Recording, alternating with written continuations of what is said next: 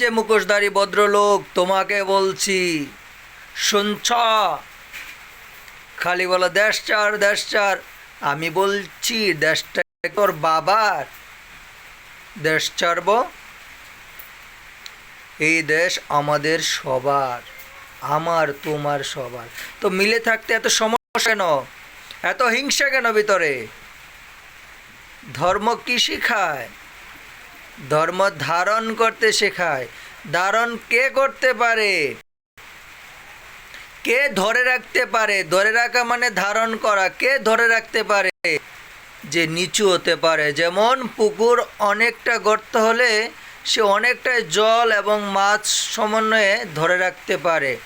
তাই বলছি হিংসা ছেড়ে দৈন্যতার প্রকাশ করো, তাহলে ধর্মকে ধরে রাখতে পারবে। নয়তো মিথ্যা ধর্ম করো এইরকম ছড়িয়ে বেরিয়েও না।